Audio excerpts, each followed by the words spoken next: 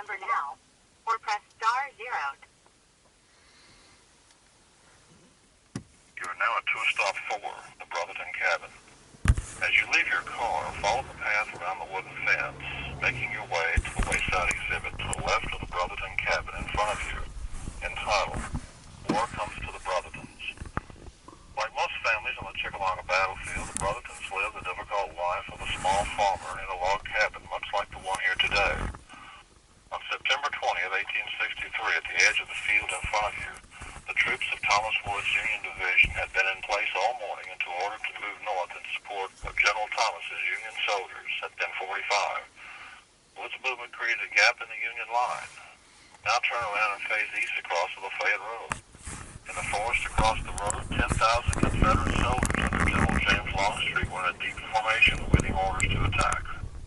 After the failure of Confederate General Leonidas Polk's right wing to turn the Union left flank, Bragg sent out orders for his other commanders to immediately attack. Longstreet, who had spent most of the morning rearranging his lines, moved out around 11 a.m. Instead of sending his command into the attack piecemeal as Polk did, he summoned his trusted subordinate, General John Bell Hood. Hood, who commanded Longstreet's old corps along with General Bushrod Johnson's division of Army of Tennessee veterans, was ordered to attack. Around 11:10 a.m., Johnson's division led Longstreet's command forward, crossing over the Lafayette Road and rushing up the rise before you, through the fields of the Brotherton's farm around you, and by pure luck, into the gap that General Wood created just a few minutes before. The Confederates struck the rear of Wood's column, then marched northward and burst into the dire field beyond the line of trees behind you. General Johnson would later vividly recall, our lines now emerged from the forest into the open ground on the border of long open fields, over which the enemy were retreating. The scene now presented was unspeakably grand. The resolute and impetuous charge, the rush of our heavy columns sweeping out from the shadow and gloom of the forest into open fields flooded with sunlight, the glittering of arms, an onward dash of artillery and mounted men, the retreat of the foe, the shouts of the host of our army, the dust, the smoke, the noise of firearms, the whistling balls and grape shot and a burst shell, made up a battle scene of unsurpassed grandeur. Here General Hood gave me the last order I received from him on the field. Go ahead and keep ahead of everything. The entire right wing of the Union Army began to collapse and retreat from the battlefield. Union Army Commander William S. Rosecrans was caught up in the retreat, leaving Thomas as the senior Union officer on the field. A grave disaster was in the making for the Army of the Cumberland. Continue along the self-guided driving tour route shown on your park map. You can listen to the next cell. Okay. Alright, moving on from number 4. Down the road some more.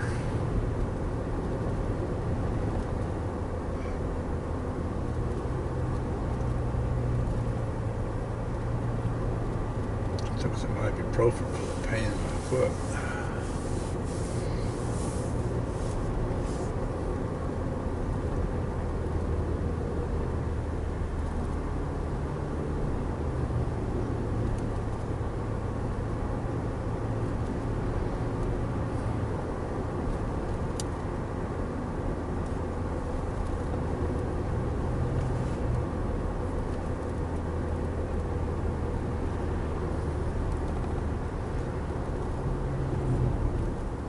Bunch of monuments here. I don't think there's a audio thing for this one. No, it does say that there's one, so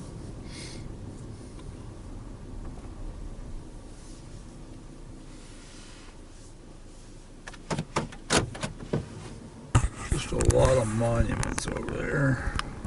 It's a tour letter guide.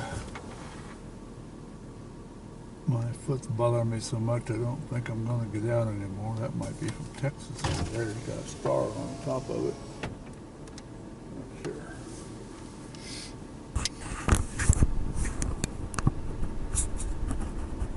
Okay, let me go dial up the phone.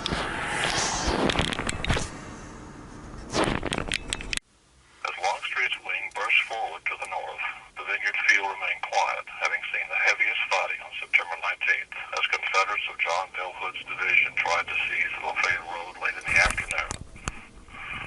remained in no man's land in a scene of horror as dead and wounded of both sides littered the field in a bloody carpet that could be walked on from end to end without ever touching the ground.